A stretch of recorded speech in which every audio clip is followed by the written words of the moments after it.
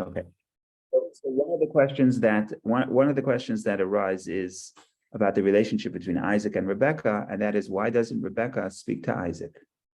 So you have a son. You think he's such a tzaddik. He's not that great of a guy. He's presenting himself as more righteous than he is. So he brings you meat once in a while. That's not a reason to bless him. Your younger son is more studious, he's more spiritual. Why don't you bless your younger son? How come she doesn't have this conversation? Why does she go and bless and sort of tell the son to trick his father? Why don't they communicate? That's a question that you think about when you read the story. We addressed it in the past to some degree.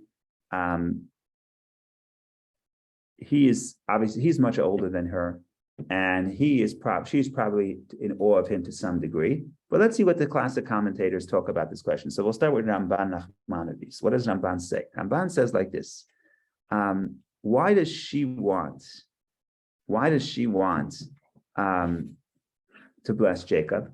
So one of the things that we don't necessarily connect to this, but one of the things are that when she was pregnant, she went to the prophet, and it's in the text. She went to the prophet, and the prophet says, "Well, you have two nations in your womb, and two nationalities will emerge." And he says, "The older one will serve the younger one." That's a prophecy, and that's the prophecy. And because she has this prophecy, she feels that the younger one should be blessed, and that's why she has a preference to the younger one. Because remember, we discussed it, that it says, "Rivka hevet Yaakov, Rebecca loves Jacob." Doesn't tell us why. We discussed this. When it says Isaac loves Esau, it says why, because there's game in his mouth. But when Rebecca loves Jacob, it doesn't say a reason. So we discussed that maybe the reason is unconditional. Okay, fine. But some people would say, well, she had an indication from the prophet that the older one will serve the younger one, meaning the younger one is spiritually greater. So she has this information. Now Nachmanides says something very practical and very interesting. What is she going to do? He's going to say, bless the younger one. Why? Because when I was pregnant, I went to speak to the prophet, and the prophet told me that the older one will serve the younger one. So first of all, it's uncomfortable because she wasn't transparent. Why didn't she tell him that she went? Right? So in other words, once you do something that wasn't totally transparent, she didn't tell her husband that she's going to the prophet. So now to come a few decades later and say, oh, you remember once I did something behind your back, nothing wrong. You went to speak to the prophet, nothing wrong. But Nachmanides feels that it was uncomfortable for her to tell her husband about the prophecy because she went to the prophet without necessarily consulting with him. That's Nachmanides. That's the first insight that Nachmanides has, that it was uncomfortable for that reason. Go ahead, Neil. You mind me again, who's the prophet? Doesn't say. It says, she went to inquire of God. That's what the verse says. When she was pregnant and she was difficult. Rashi there says that it was the study house of Shem and Aver. Let's see what Rashi says. At what point does she go seeking wisdom? When she was pregnant. It says that in verse 22 in chapter 25, the children agitated within her, and she said, "If so, why am I thus?" And she went to inquire of Hashem. What does it mean? And then the verse continues, and Hashem said to her, "Two nations are in your womb, two regimes from your inside shall be separated. The might shall pass from one regime to the other, and the elder shall serve the younger." That's the prophecy. Hashem said to her, says Rashi, who was through a messenger. It was said to Shem, Noach's son. That's the tradition for the Medrash. Either it means Shem or it means the yeshiva of Shem. In other words, Rashi says the Beit Midrasho shel Shem ve'ever, that she went to inquire God. She went to the study hall of Shem ve'ever. Shem is Noach's son. He has a son called Aver, and apparently they keep the tradition. They kept the tradition from Noach. They kept a relationship with God alive and well. So they were considered the prophet. So she went to the prophet. That's what Nachmanides says. Nachmanides says, what are you going to do? You're going to come decades later and say, oh, you remember a few decades ago I went and I asked the prophet, and this is the prophecy. So what's he going to say? So why didn't you tell me until now?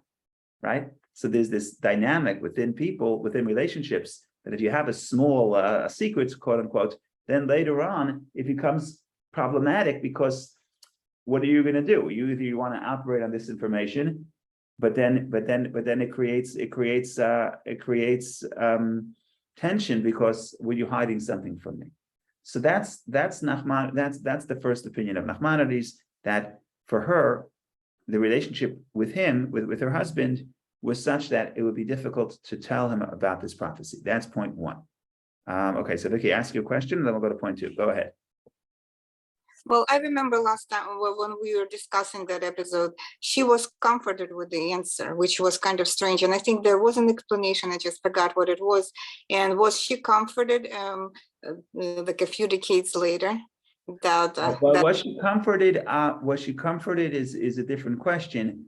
It doesn't say that in the text that she was comforted. I happen to say that according to the Midrashic interpretation, there was this problem that she felt that this child is going into two directions. He's being drawn to idol worship and being drawn to holiness. And then the prophet says there are two, so say it's two children. Okay, so at least they're consistent. That's not in the text, that's what people say. But the fact of the matter is, she gets the prophecy. Whether she's happy or not, let's put that question aside for a second. That's the prophecy she has. Now the question is, what is it? What good is information that you have that your husband or your spouse doesn't have, if it gets harder and harder to reveal that information as time goes on? Maybe she just felt that if she, with the open communication, it's not going to work with him. Because that could be. So let's do this slowly. We're going to offer our interpretations. And I just want to go through the classic, and then we'll give out more modern. So Nachmanides says she has this information, she can't give it to her husband. She went behind his back. She's not going to come and now say, oh, a few decades ago I went somewhere and I got this very critical piece of information that the older one will serve the younger one, which is really radical, because That's Esau serving Yaakov? Yeah, and which is radical because in that culture the firstborn is the leader. And I forgot to tell you for a few decades, right? It becomes more difficult. That's the first thing. He says, Nachmanides says. The other thing he says like this, he says, what are you going to do? You're going to go to your husband and say, the son that you love is not the right son to bless. He's not worthy of the blessing. Bless the second son. Okay. Let's assume he's going to listen to you and not bless the first one. Will he bless the son that he doesn't love? Not necessarily. Probably not. What he'll do is he'll bless nobody, even if you're successful. Right? You can't force somebody to love somebody. Right? So what does she feel? She feels that if she wants Jacob to be blessed, it has to come from Isaac, who wants to bless his son. It has to be a good blessing. So you can't tell somebody, don't bless this one, bless that one. Nachmanides says he doesn't really, if he doesn't love him, if he doesn't love Jacob, he wouldn't bless Jacob. And she wants Jacob to get the blessing, and therefore, says Nachmanides, she has no choice but to do this. If Jacob will be blessed, the only way Jacob will be blessed is to present himself as Esau. To tell the father, Esau is no good, bless Jacob himself. Instead, first of all, option one would be uncomfortable for her because she had this piece of information which she didn't say earlier. And number two, he would not end up blessing Jacob. He would just bless nobody. That's the theory. What later commentators are saying, I think I don't remember where I saw this, but this resonates with me. I feel like why do I feel? I know why I feel this. Look later in my notes. Why does she feel this? And there's support for this later. She does not want to interfere with the love of the father to his son. What's worse? Sending one son, sending Jacob to trick Esau, sending her son to trick her husband, presenting himself as Esau, or telling the father, the son you like, he's not really a good kid. That's interfering with the relationship with the parent and child. She would not do that. That was off the table. So what was our question? Why can't she be more transparent? Why can't she come and tell the father, your son Esau, who you love, is not really that great? That's not an option. You don't do that.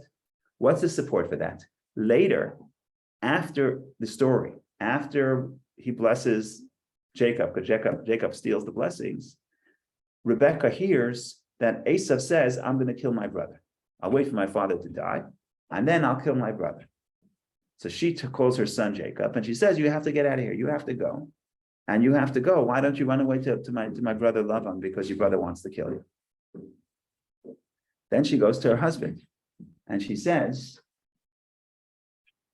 I don't want Jacob to marry the local girls, Canaanite girls. Send him off to my family, let him marry a woman from my family. She doesn't say there's a greater urgency.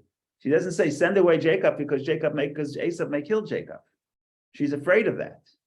But she doesn't tell her husband that I think the Esau that you love is may kill his brother. She doesn't do that. So what do you see consistent throughout Rebecca's relationship with Isaac? She's certainly not transparent, but we see she would not tell him anything bad. She would not say anything bad about Esau. Why? Because the father loves the son. Why would you? It's not a moral thing to do. It's not a just thing to do. You cannot interfere with that relationship. So for me, that's what works.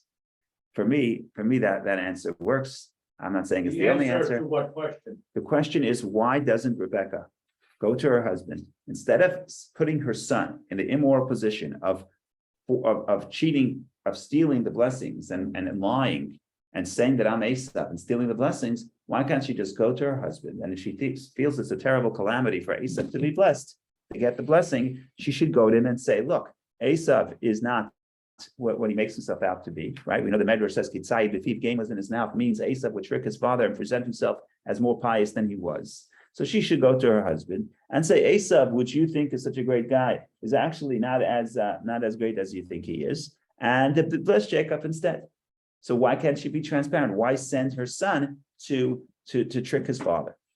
So I was going to say, to me, it seems like she's so advanced in her understanding of human psyche that it's almost like it's preventative medicine the way that she's operating, because she says, instead of creating controversy and argumentation, which could result in no blessing, because when someone gets angry, that's not when mine, someone right? has conflagration, they don't do anything positive. Yeah, So by giving Isaac exactly what he wanted, which was the taste of this game in his mouth through the presentation of these garments, which he had associated with the hunt and the taste of the game, she was giving Isaac like that meal that he always loved so Right. very much. right. And so that he would feel and taste that blessing and give it an authentic blessing. Yes, so that's Nachmanides' idea. But again, remember, we're working in the under the assumption we have to.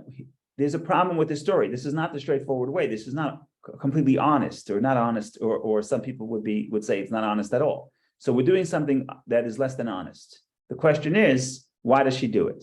So the assumption is that the alternatives are worse. Okay, so that's it. If we want to judge the story in a positive light, we don't want to say they're terrible people. We want to say, yes, even when they do something less than honest, it's because the alternatives are worse. What is worse about the alternatives? So what John is saying, or what Nachmanides says, one option is he wouldn't bless any of the children. That's a worse alternative.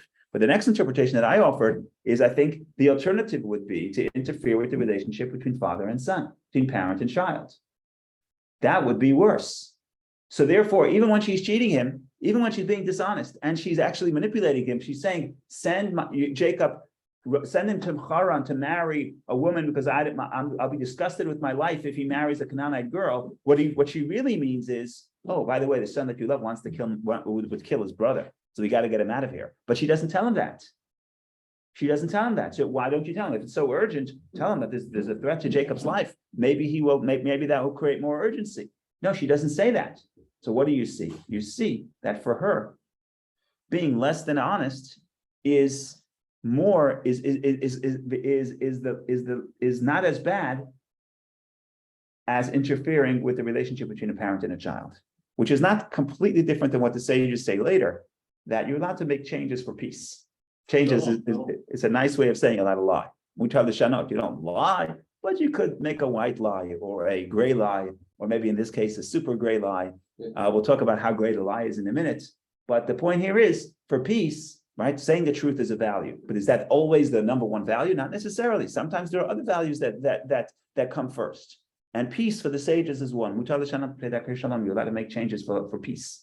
And here, I think you see it, that she says for that relationship between father and son, don't get involved. Even if you have information that the kid is not so great, don't destroy that relationship. And therefore, that would be destroying that relationship or saying bad things to a father who loves his son about the son would be worse.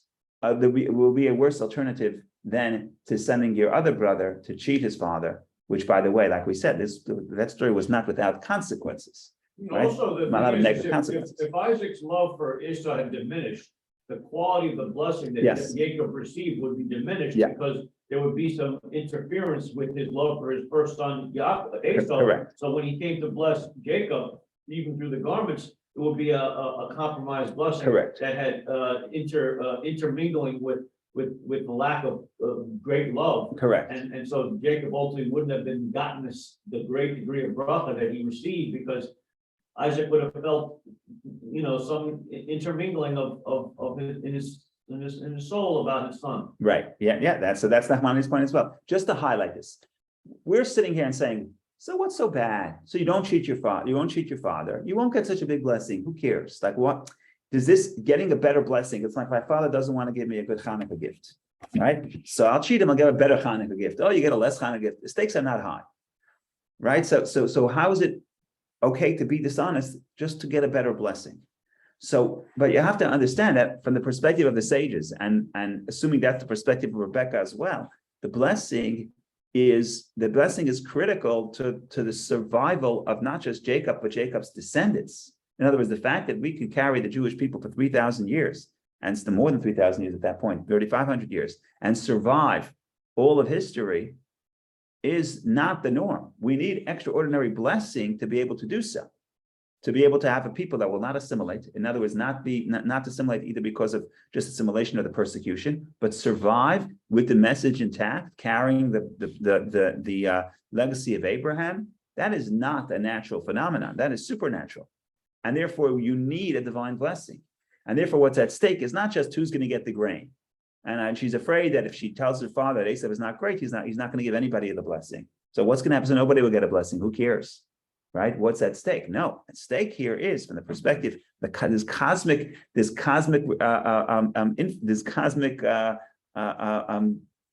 the word I'm looking for? Consequences for what's happening here. And therefore, Jacob has to get the blessing. The only question is, what are the alternatives? What are the alternatives ways? What are the alternatives to make that happen?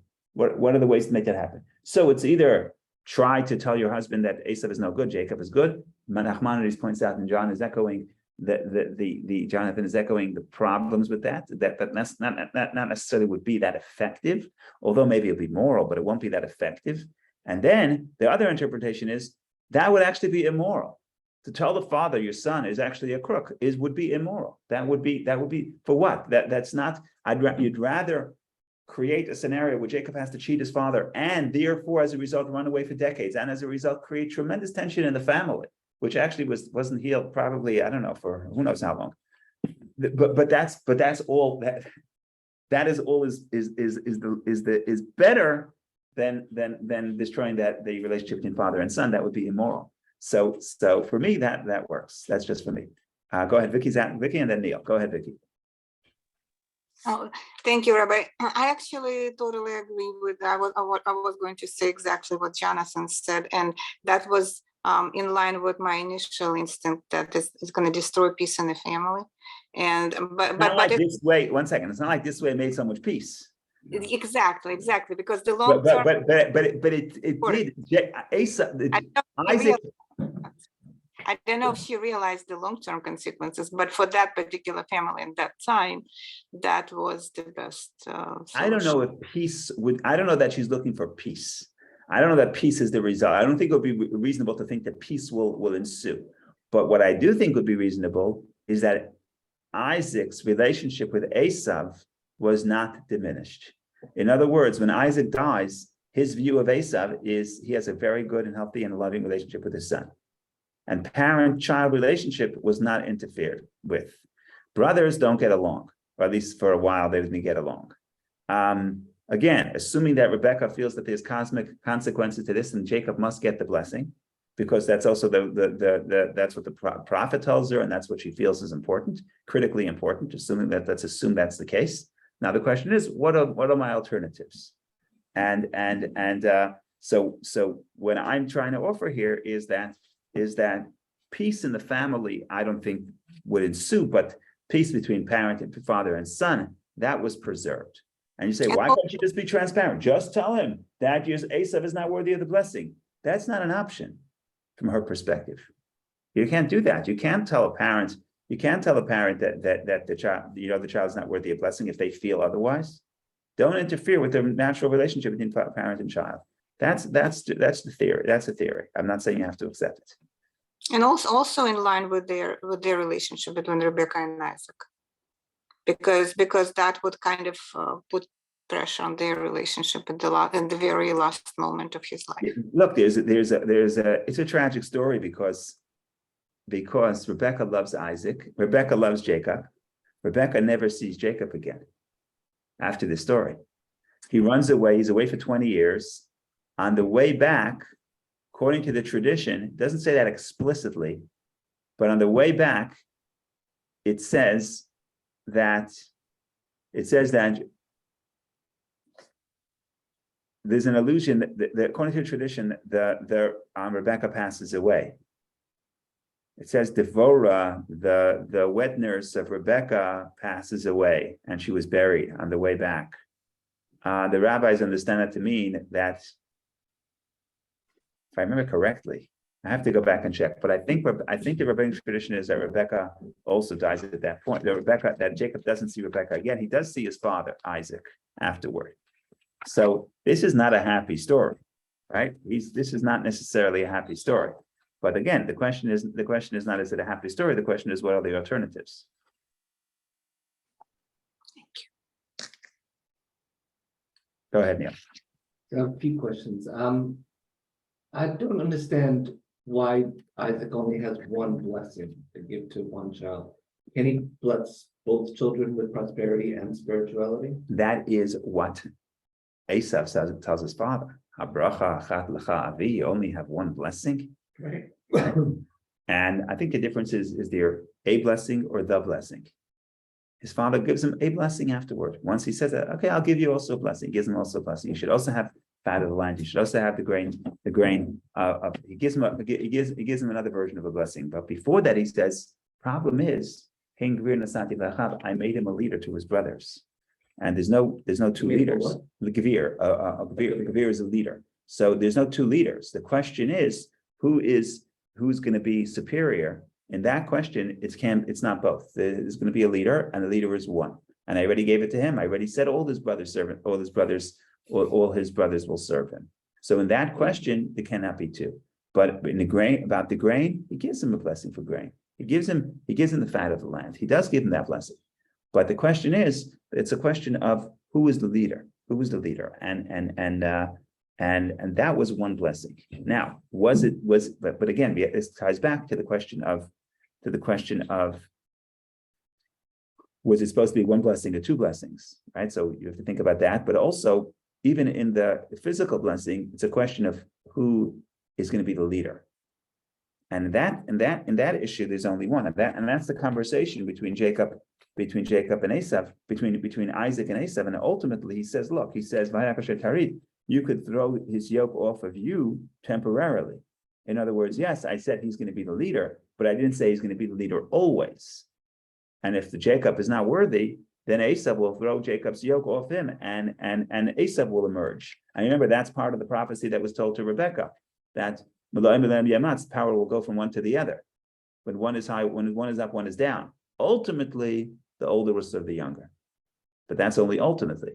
So there is a place to squeeze in another blessing of, yes, he's the leader, but not always is he worthy of that leadership. So for 2,000 years, Rome is the leader. We talk about the might, physical might. So that's the conversation. That's the conversation. But in his mind, there should be a leader, and that was given to the person who he thought was Esav. Right. So it's so contentious, this thing. Yeah. So let me just make a few points. That doesn't Jacob reject this approach when he blesses all of his children? In a way, yes. And that's part of the problem here. Part of the problem here is that up to this point, there was one son who was designated to carry the legacy. You had Yishmael left or was sent away, and Isaac was the one who was blessed. And the next generation also was seen as one son has to carry the legacy, not two. Because once you're diluted, everybody says the other one will do it. You have to have one. You have to give the responsibility to one son. Some people explain that's why the sale of Joseph occurs. Why the people so jealous of Joseph? Because here they see a pattern. Father is showing favoritism to one son, so that son will be blessed with the legacy, and all of us will be rejected. So that's a spiritual threat. So they have to get rid of him. But you're right that the model changes with Jacob. Jacob understands that you need all your sons to contribute. That each of them their unique gifts to be able to carry the legacy, and that's really associated also with this week's parsha, the blessing that Moshe blesses the Jewish people before he dies. And yes, some people get leadership, some people get good grain, some people get the fat of the earth, some people get the serving God. Right? Everybody has something, and together you can perpetuate the legacy. But that takes time. That took 3 generations. Why that is, that I have a theory, but doesn't mean it's not any better than anybody else's theory. I think that once you develop the idea when the seed is young and vulnerable, you have to be more protective of it. Once it's established, then it's easier for it to spread. Right. So the roots, we have to let something lay roots. You have to be very careful that it's in a healthy environment, and you have to be very selective of who's included in this legacy, because in the early stages, every event could be detrimental. Right. But once the thing was established, once we have the legacy established for 2 generations, 3 generations, now it's strong enough to be able to be given out to a wider audience. That's what I think. Something along those lines, if that makes sense. Just when it says that Esau was grabbing the heel of Yaakov, Yeah. or was it Yaakov grabbing the heel of Esau? Yaakov grabbing the heel of Esau. Yeah. Okay, so that means that if Yaakov is grabbing the heel of Esau, then that means Esau came out first. Yes. So Esau was the firstborn. Okay, so the older will serve The younger. the younger. Yeah. So that means older means Esau Yaakov would be older, because if Esau came out first, then Yaakov came out second. So who's older? Esau is older. He came out first, so He emerged from his mother's womb first. 5 minutes early. Oh, he's older. Talking about 5 minutes and He's older. however many minutes. He's older. First is first. He came out first. Okay. First is first. Furthermore, Yeah. I think because he was holding his heel, Yeah. the service started already at that point. Who's serving who? Yaakov was serving Yaakov. Right.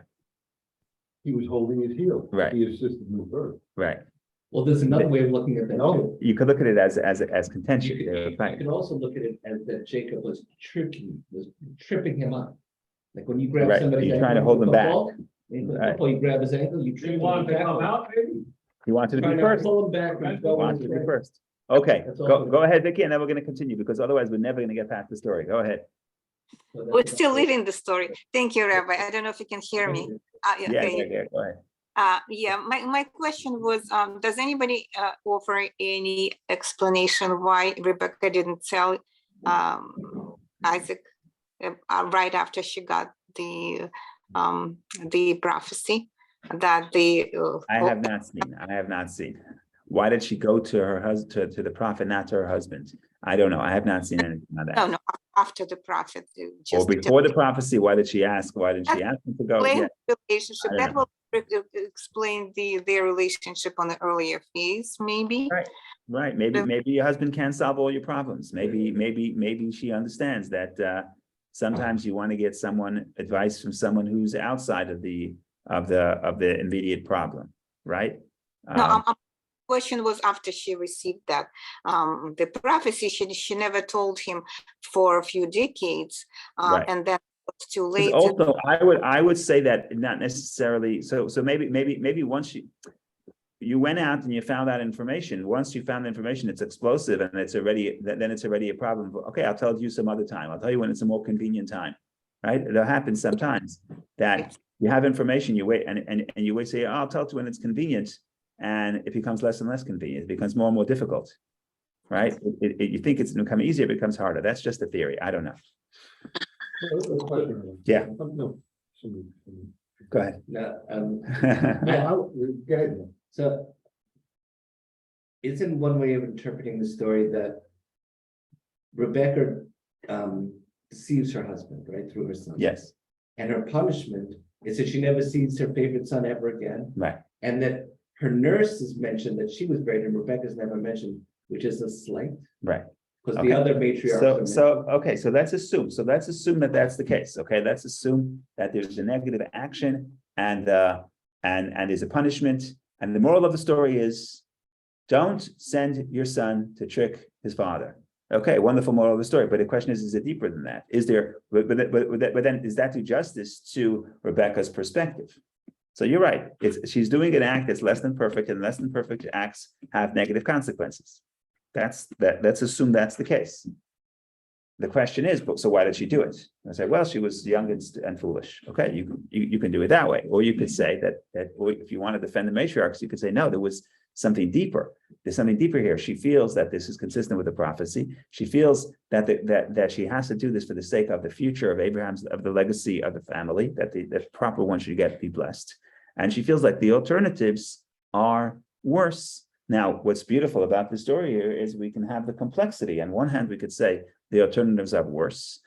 And therefore, what she did is, quote unquote, right under the circumstances. On the other hand, there's still consequences. Because if you're going to take a bad choice, even if it's better than the other bad choices, if it's a bad choice, then there's going to be consequences, there'll be punishment. They could both be true. You could be punished for a good decision. It was not a good decision, it was an immoral decision. But again, it's still, you can classify it as the correct decision, considering the alternatives. So it all depends. Like I said, the Torah itself does not tell you if this is good or bad. Torah doesn't speak in those terms, doesn't tell you how to judge the stories. That's left for your opinion, to draw your conclusion. The more traditional view is that that the assumption is that if the patriarchs and matriarchs did something, even if it did something wrong, you can't just write it off as, you have to give them the benefit of the doubt. You don't have to, but the sages will give them the benefit of the doubt that we're talking about people who are spiritually sensitive and that would not do this sin unless the alternatives are worse. Just So want to make one quick statement about unilateral decision-making and its pros and cons. Yeah, This is a unilateral decision. Oftentimes we're faced with situations where we can consult the committee right, and ask for other people's opinions, thereby refute what we are probably trying to do, and thereby come to a stalemate. Or we can make a unilateral decision which has consequences. Right. Because that's what unilateral decisions do. They create controversy. But on the other hand, something gets achieved that would not have gotten achieved had you conferred with many other people regarding the decision that you were making.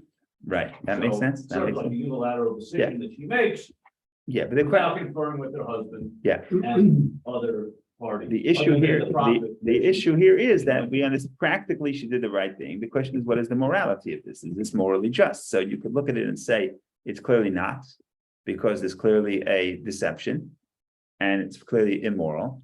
Or you could take the rabbinic view, which is, yes, the act itself is certainly less than morally sound, but you have to think about the alternatives, and given this situation of what she knew of the prophecy, et cetera, et cetera. So we're going out of our way to say that no, this was a righteous woman making a difficult choice, but the alternatives would have been worse. Why are they worse?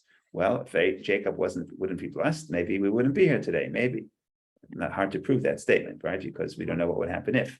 But the other way, what resonates with me is the alternative would also be, and assuming that's the case, adding to that, she has to get Asa the blessing. She cannot interfere with the love of the father to son.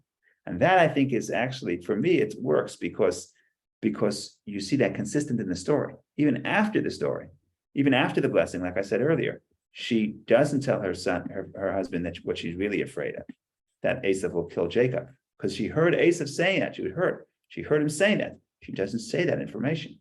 It's a nice piece of information to have. It's good intelligence. Say, the son wants to kill his other son. Speak to your son, tell him not to kill his brother. She doesn't do that at all. She's not going to tell the father that your son may kill his brother. She's not going to say that. So she comes up with a story, which is also true. It's not a lie that I don't want my son marry the local girls, go marry someone from my family. And Isaac is very much open to that. To that perspective, because he himself did not marry a Canaanite girl. His father sent Eliezer to find a wife from his family back in Haran. So the same story repeats itself, but Rebecca is not saying a lie, but she's certainly not giving him all the information. Well, final question. The Torah must have a variety of points of view about setting these kind of precedents. Because Joseph, because Jacob's deceived by his children. Yeah. So that And Laban deceives Jacob. so we see So the that deceptions all over the place. so we see that as telling that this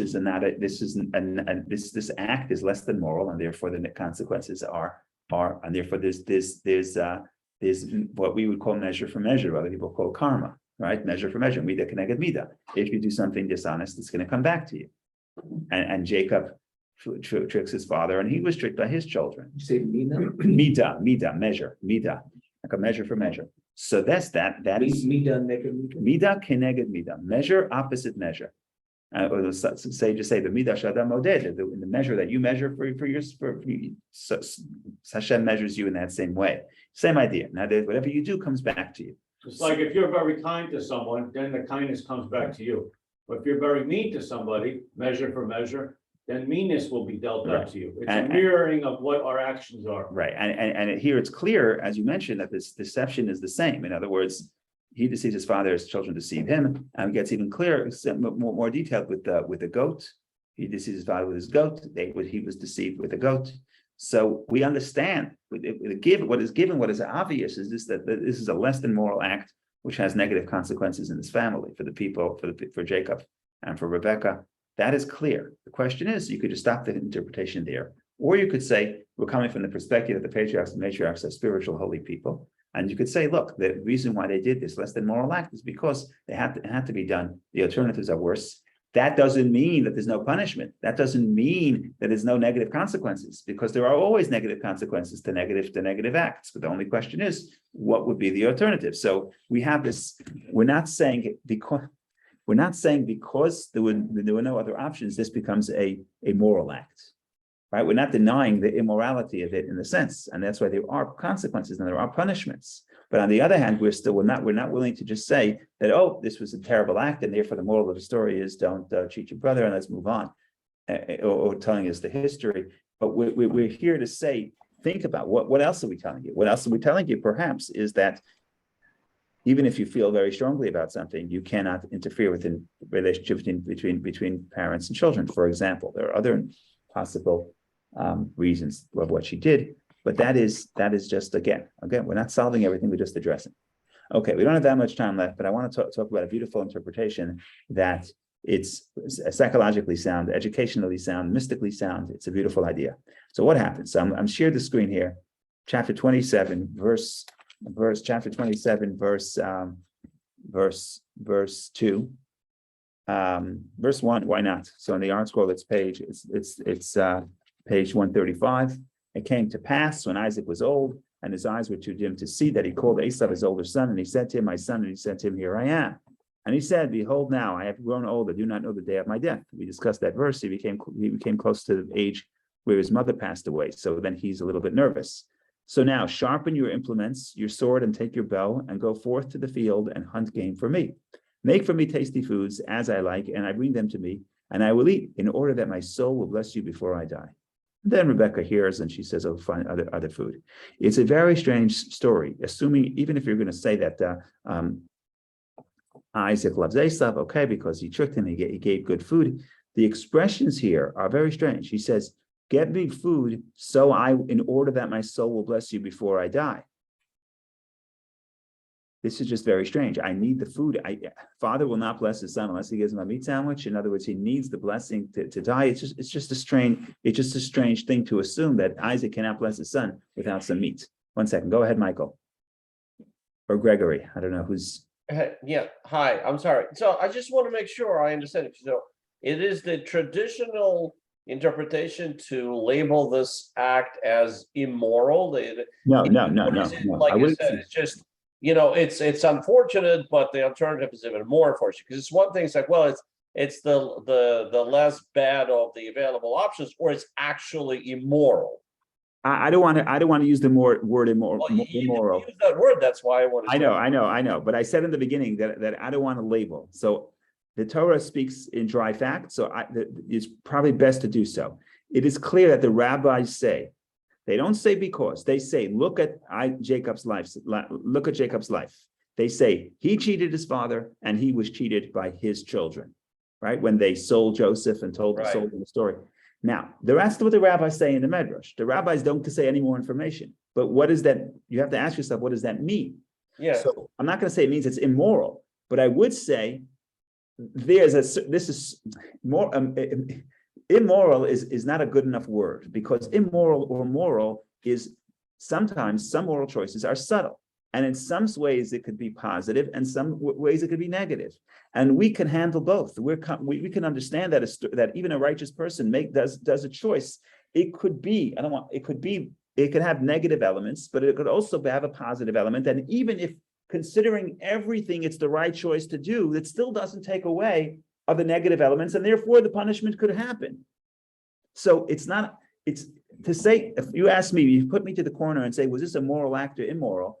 Right. I would probably say moral, because put everything in together. But it's very important to understand that the sages were not trying to whitewash the complexity of the story, and they're very willing and open to say, even though they usually never criticize the patriarchs and matriarchs, but they're very willing to say, they don't, not in such words, but they basically say that Jacob is suffering because of what he did to his father, or comes back to him. Now they don't say it's immoral. That's already a moral choice. That's already a judgment call. But again, so it's tricky to say. It's tricky to say moral or immoral in morally complicated situations. Right. But I would say, if you press me to the corner, I would say it's the moral choice. But the moral choice often has without a perfect world. So the moral choice could have negative aspects to it. Right, because if you really, I'll be done, because if one of the 10 Commandments, thou shalt not steal, and we're considering that did he actually steal his birthright? Because if you think it's stealing, that it is immoral. I mean, that's just how much more immoral does it get than violating one of the 10 Commandments. Right. Also honor your father and your mother. Also honor your father and your mother. Look, it's a messy story, and Jacob doesn't want to do it. He doesn't want to do it. His mother pushes him, doesn't want to do it. It's not an excuse. You're an old man, you can't blame your mother. But the point here is, we're not afraid to say that there is an action that could be justified because of the alternatives are worse, that there are going to be consequences. And I don't know if Zach is on here. I think Zach is here, but Zach tells me that whenever you're willing to bend the rules to do what you consider moral, you have to be willing to suffer the consequences, right? So if you say, I'm going to steal to save a life, so for example, so if you're doing something less than moral for a moral purpose, you have to be willing to suffer the consequences. And I hear that loud and clear. And I think that the rabbis are at least sensitive to this, and they're basically saying, yes, Jacob is going to suffer the consequences.